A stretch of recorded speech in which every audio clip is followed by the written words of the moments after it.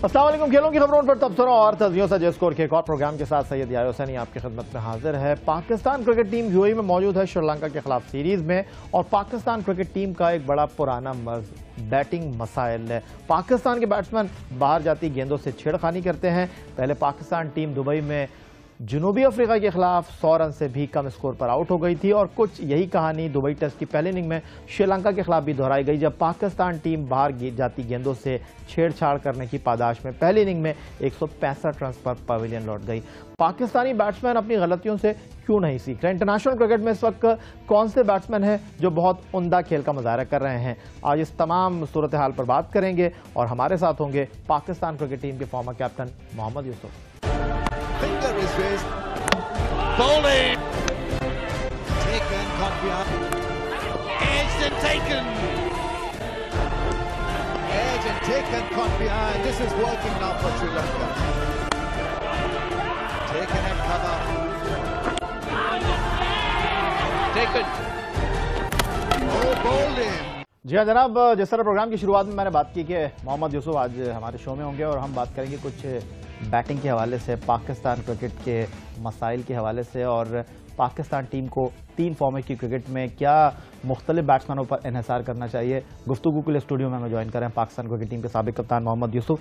2006 जिनके लिए गोल्डन साल था, जहां उन्होंने 11 टेस्ट मैचों में 9 सेंचुरी स्कोर की थी, 1788 रन स्कोर किए थे। सर विवियन रिचर्ड्स का एक टेस्ट कैलेंडर ईयर में सबसे ज़्यादा रन बनाने का रिकॉर्ड ब्रेक किया था। आईसीसी के बेहतरीन टेस्ट बैट्समैन का अवार्ड भी इनको मिला था। यूसुफ, शो में आपको खुशामदीद कहूँगा।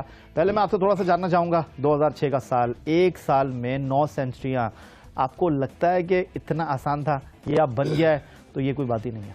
बिस्मिल्लाह। देखिए, होता तो वही है जो अल्लाह चाहते हैं। हमने कोशिश की थी, मैंने अपनी ट्राई की थी। बैट्समैन में पहले भी वही था जो पिछले सालों में खेला हूँ, जो उसके बाद भी खेला हूँ, लेकिन एक आधी सीज़न ऐसा लग जाता है अल्लाह की तरफ से कि उसमें इंसान जो कर रहा होता है उसमें बेहतर से बेहतर होता जाता है। तो वो मेरा ऐसा साल था कि मैं जब बैटिंग करने आता था मुझे ऐसे लगता था जैसे मैं बॉल भी बीट नहीं होगा। तो अल्लाह की तरफ से तो अल्लाह की देन थी एक, कि अल्लाह ने 2-3 वर्ल्ड रिकॉर्ड एक ही साल में बनवा दिया। यूसुफ, यूनुस खान ने अबू धाबी टेस्ट मैच में करियर की 23वीं सेंचुरी स्कोर की। जावेद मियादाद के उन्होंने 23 सेंचुरी के रिकॉर्ड को बराबर किया। आपकी टेस्ट क्रिकेट में 24 सेंचुरियाँ हैं, इंज़मामुल हक की 25 सेंचुरियाँ हैं।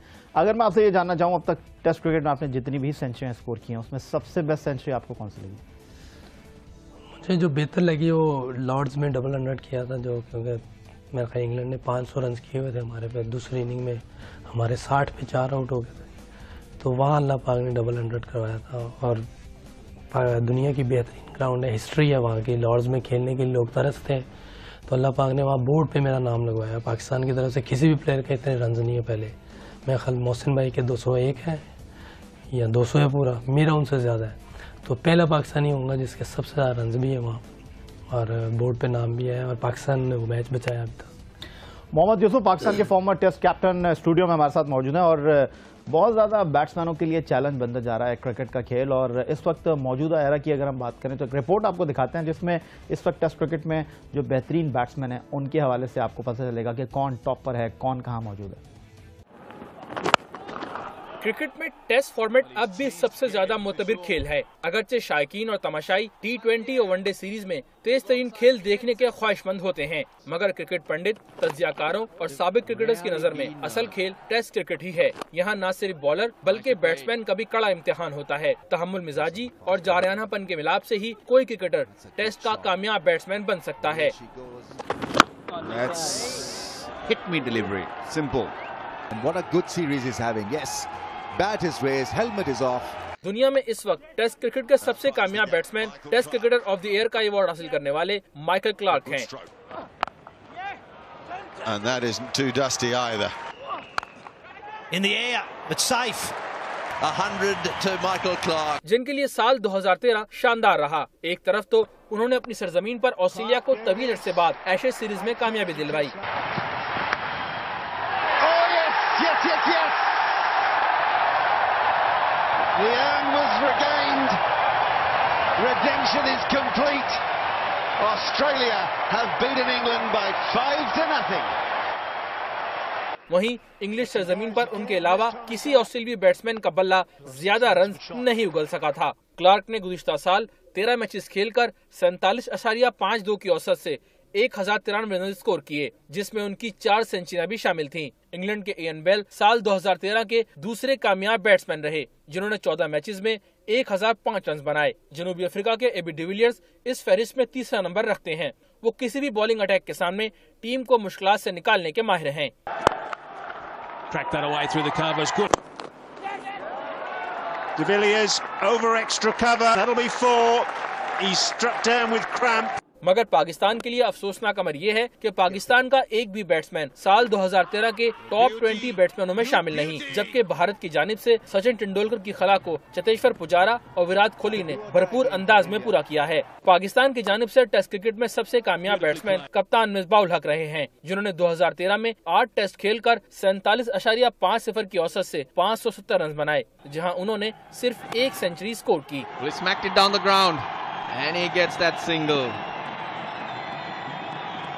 Misbah-ul Haq, 5th Test 100.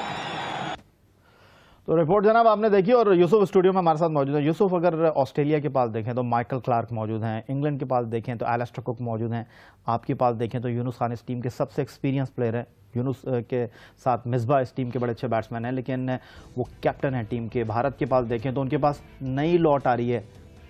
आप क्या कहेंगे इस वक्त जो टेस्ट क्रिकेट हो रही है, आप इनको बेहतरीन समझते हैं? आप समझते हैं कि नौजवान खिलाड़ी ज़्यादा बेहतर है बैटिंग में? बैटिंग में नो डाउट कि माइकल क्लार्क बड़ा टॉप प्लेयर है, एलिस्टर कुक के बड़े स्कोर हैं, 25-26 सेंचुरी उसकी भी है और यूनुस की 23 सेंचुरी है। इससे पता चल रहा है कि सारे टॉप प्लेयर हैं, बड़े ज़बरदस्त टेस्ट क्रिकेट में परफॉर्म कर रहे हैं।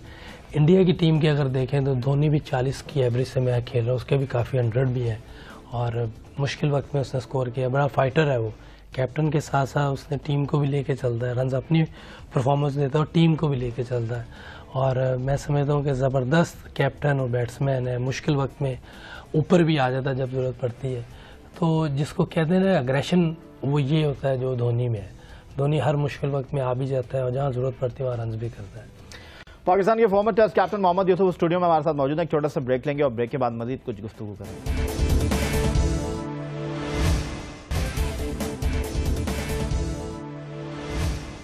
एक मरतबा फिर कहेंगे आपको खुशामदीद। यूसुफ, ब्रेक से पहले आप कुछ कप्तानी की बात कर रहे थे, आपने भी पाकिस्तान क्रिकेट टीम को लीड किया, लेकिन मैं थोड़ा सा आपको पीछे लेकर जाऊंगा। इंज़मामुल हक की कप्तानी में आप खेले, इंज़मामुल हक ने टीम को जिस तरह जेल किया, आप यूनुस इंज़मामुल हक पाकिस्तान टीम की बैकबोन थे, नौजवान खिलाड़ी, कभी फैसल इकबाल इस टीम में आए, कभी आसिम कमाल आए, लेकिन ज़्यादातर बैटिंग का बोझ आप तीनों के कंधों ही पर रहा।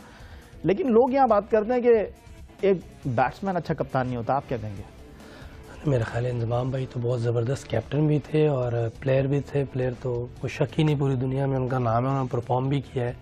और जिस तरह की उस वक्त टीम थी, जब उन्हें टीम मिली है तो उस वक्त ना कोई यूनुस को कोई नहीं जानता था। 2003 में जब मिली उसको, इंज़माम भाई को कैप्टनसी मिली, उसमें बैटिंग में मैं और इंज़माम भाई थे और रज़ाक और अफरीदी ऑलराउंडर हैं, उनकी वो टेस्ट क्रिकेट में वो बात नहीं थी, लेकिन टेस्ट क्रिकेट में हम मेरे पे और इंजी भाई पे थे।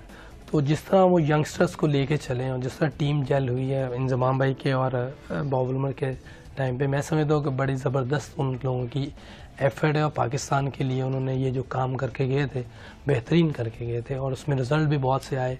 इंडिया में जाके इंडिया का ड्रॉ भी किया, वनडे सीरीज़ 4-2 से जीते थे। इंग्लैंड में सीरीज़ ड्रॉ की वनडे की, श्रीलंका में वनडे भी जीते, टेस्ट सीरीज़ भी जीते, तो काफ़ी उनकी थी। इंग्लैंड को पाकिस्तान में मारा हमने 2-0 और वनडे सीरीज़ भी जीते थे, हालांकि एशेज़ जीत के आ रहे थे। तो इंज़माम भाई की बहुत खिदमात हैं और कैप्टनसी में भी बहुत ज़बरदस्त उनका। इंज़माम की तो आपने बात कर ली और किसी तवक्कुफ़ के बगैर, किसी सवाल के बगैर उनकी कप्तानी पर सवाल उठाना एक बड़ा सवाल होगा। लेकिन मिसबाह-उल हक की अगर हम बात करते हैं, कभी आप मिसबाह-उल हक को बहुत सर पे चढ़ा लेते हैं, कभी आप बहुत ज़्यादा नाराज़ उनसे हो जाते हैं और लोग कहते हैं कि यार एक दिन आप हीरो बनाते हैं, दूसरे दिन ज़ीरो। असल में बात यह है कि कैप्टनसी का अंदाज़ा इससे नहीं लगाना चाहिए कि कोई जीत रहा है तो बहुत अच्छा है, हार रहा है तो बहुत बुरा है, लेकिन उसकी जो एग्रेशन है उससे अंदाज़ा होता है वो किस तरह का कैप्टन है। अगर आप कल भी जो टेस्ट मैच हुआ है उसमें अगर पहले 9-10 ओवर्स देखें तो उन्होंने वो एग्रेशन नहीं दिखाया जो दिखाना चाहिए था, क्योंकि 165 पर टीम आउट हुई है और विकेट में मूवमेंट थी, बॉलर हमारे पास अच्छे थे, हमें एटलीस्ट 3 स्लिप एक गली के साथ जाना चाहिए था, लेकिन उस टाइम ऐसे लग रहा था जैसे वनडे वाली फील्डिंग खड़ी है। तो ये एक टाइम था 20 से 25 ओवर तक हमें अटैक करना है, उसके बाद जब कोई प्लेयर सेटल हो जाता है तो फिर आप ऐसी समझदारी से फील्डिंग लें कि जिसमें अटैक भी हो और रन्स भी बचे। यूसुफ, मिसबाह-उल हक के बारे में मैंने आपको ये कहते सुना कि मिसबाह-उल हक टैलेंटेड प्लेयर नहीं है, बहुत मेहनती प्लेयर है और वो अपनी मेहनत से परफॉर्म करता है। इसको थोड़ा सा आप डिस्क्राइब करेंगे? अगर आप उसकी टेक्निक देखें, जैसे अभी भी आउट हुआ है, जैसे मैंने हर बार कहा कि जहाँ थोड़ी सी विकेट में मुश्किल आएगी, अच्छी बॉलिंग आएगी, उसको नहीं समझ आएगी मैंने क्या कर, अच्छी और थोड़ी सी बेहतर बॉलिंग के खिलाफ, फास्ट बॉलिंग के खिलाफ वो फंस जाएंगे। ये पक्की बात है, नहीं तो चेक कर लीजिएगा बार बार आप जब भी मौका मिलेगा। तो वो टैलेंटेड नहीं है, बना हुआ प्लेयर है। क्योंकि अगर उसकी आप बैटिंग देखेंगे पूरी, स्पिनर को वो मारेंगे जब भी आएगा, ज़्यादातर आप रन्स देखिए स्पिनर के खिलाफ होगा, या फिर उस वक्त मारेंगे जब बॉल मुंह में होगा। खिंचे हुए बॉल को थोड़ा मुश्किल होती है, आप अंदाज़ा कीजिएगा थोड़ा खिंची हुई बॉल पे, क्योंकि बल्ला बहुत देर से आता है, स्लो आता है, तो उनको थोड़ी प्रॉब्लम होती है, जो मुझे नजर आता है। एक बड़ा इंपॉर्टेंट सवाल, मिसबाह-उल हक को हमने ये गिला करते सुना कि लोग बड़ी तनकीद करते हैं मेरे ऊपर, लोग बात करते हैं कि यार मैं ऊपर बैटिंग करने क्यों नहीं आता, मेरे ऊपर तनकीद करते हैं मैं बहुत ज़्यादा टुक टुक करता हूँ। जब मैं बैटिंग करने आता हूँ 15 पे 4 आउट हो जाते हैं, मैं बैटिंग करने आता हूँ 10 ओवर में 4 आउट हो जाते हैं।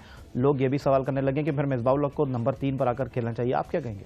मैं भी यही कहूँगा, क्योंकि जब देखें ये अगर कैप्टन ना होता ना, ये किसी के अंडर खेल रहा होता, वो इसको 5वें में भेज रहे हैं, 6ठे में भेज रहे हैं, तो बात समझ में आती है, क्योंकि वो कैप्टन की मर्जी है, टीम मैनेजमेंट की मर्जी है, वो जहाँ भेजेंगे आप खेलेंगे। जब कैप्टन खुद ये समझ रहा है कि ऊपर से 3 आउट होना है, उनका मैं हल पिछले दिनों में वो भी बात भी हो रही थी जियो सुपर पे कि वो कह रहे हैं जी मैं जब 3 आउट हो जाए तो हम रेडी होना शुरू हो जाते हैं कि अब हमारी टीम आउट हो जाएगी। तो भैया आप ये मौका क्यों आने देते हैं?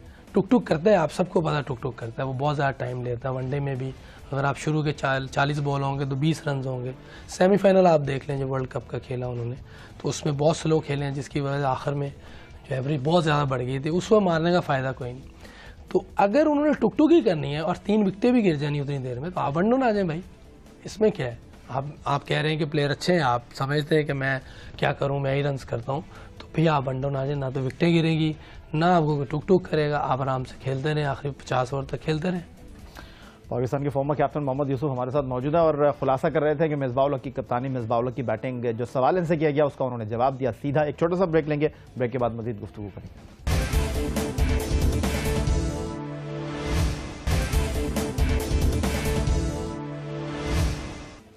एक मरतबा फिर कहेंगे खुशामदीद शो में। आज हमारे साथ मौजूद है पाकिस्तान के फॉर्मर कैप्टन मोहम्मद यूसुफ। मोहम्मद यूसुफ, इस टीम का सबसे बड़ा मसला यह है कि जो परफॉर्म नहीं कर रहा वो टीम के साथ ट्रैवल कर रहा है। इस टीम का सबसे बड़ा मसला यह है कि जिसको आप टीम में खिलाते हैं उसको आप अगली सीरीज में ड्रॉप कर देते हैं। उमर अमीन को आप इस टीम के साथ लेकर आए, उमर अमीन को आप खिलाया, फिर उसके बाद आपने कहा कि उमर अमीन मुस्तकबिल के कप्तान है, वो इस टीम में अब कहीं दिखाई नहीं दे रहे। फर्स्ट क्लास क्रिकेट में जो लड़के परफॉर्म कर रहे हैं, जो आपके साथ खेले हैं, फवाद आलम हैं, फैसल इकबाल हैं और कई लड़के हैं जिनके हवाले से इस वक्त हमने रिपोर्ट शामिल की, आपको लगता है कि उनको मौका देना चाहिए या जिस तरह चल रहा है ऐसे ही चलाएं? देखिए, फर्स्ट क्लास में रन्स कर रहे हैं, कोई शक नहीं कि फर्स्ट क्लास ऐसा फॉर्मेट है, इससे टीम में आना होता है, जो परफॉर्म करेगा उसको टीम में लाना है।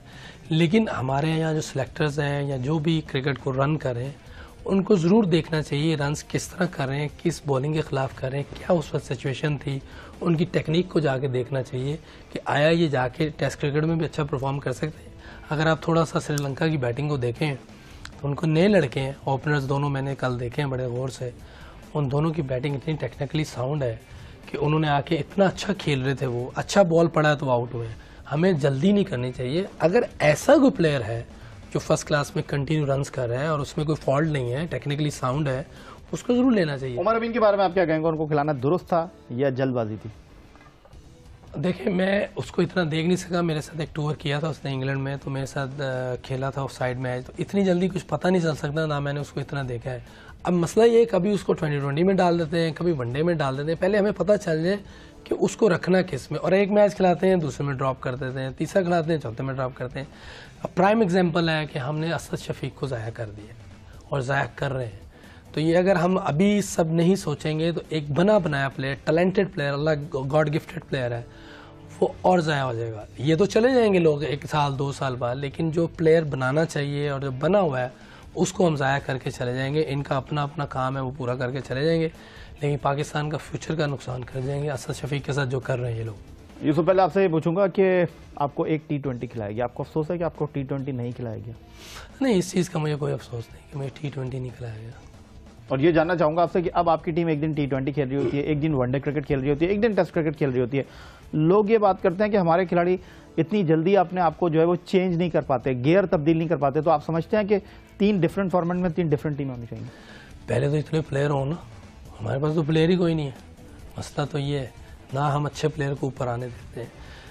सारी दुनिया की टीमें ऐसे कर रही हैं। हफीज के बारे में क्या कहेंगे? हफीज टेस्ट टीम में नहीं होना चाहिए। वैसे तो मैंने कल क्या बात करनी फजूल है, क्योंकि उसकी टेक्निक ही बड़ी पुअर है। वो जैसे ही अच्छी बॉलिंग और थोड़ी सी बेहतर विकेट आएगी, उसको नहीं समझ आएगा मैंने क्या करना। अगर कल का शॉट देखें आप, अच्छा बॉल था, कोई शक नहीं, थोड़ा सीम भी हुआ है, लेकिन अगर उसे प्रॉपर तरीके से खेलने की कोशिश करता तो शायद कोई इनसाइड एज या रोक सकता था बॉल, लेकिन इतना लंबा गैप था। वही 2020 वनडे वाली शॉट खेली उन्होंने, दूर बॉल गिरा हुआ था, बहुत ज़्यादा गैप बना। टेस्ट क्रिकेट में ऐसी टेक्निक नहीं चलती। आप वनडे क्रिकेट शुरू कर दें इधर, तो वो फिर रन्स कर देंगे, क्योंकि ना उधर बॉल मूव होना है, ना उसने बाउंस होना है। वो नी रोल पे आ रहा था, आप मज़े से रन्स करते रहे, कोई मसला नहीं। बहुत शुक्रिया आपका मोहम्मद यूसुफ, पाकिस्तान के फॉर्मर कैप्टन की आपने गुफ्तगू सुनी। सवालात बहुत थे और तशनगी रह गई, लेकिन यही आज का प्रोग्राम समेटते हुए इजाज़त चाहेंगे, इस दुआ के साथ, इस उम्मीद के साथ, इस तवक्को के साथ कि पाकिस्तान में खेल और खिलाड़ी तरक्की करते रहें। इस इंटरव्यू के बारे में अगर आप अपनी राय देना चाहते हैं, score@geo.tv हमारा ईमेल एड्रेस, फेसबुक पर आप विजिट कर सकते हैं हमारा पेज, इस इंटरव्यू के हवाले से क्लिप देख सकते हैं score.geo न्यूज़ पर। सैयद यार हुसैनी को स्कोर की पूरी टीम के साथ अपने आज के मेहमान मोहम्मद यूसुफ के हमरा इजाज़त दीजिए। अल्लाह हाफ़िज़।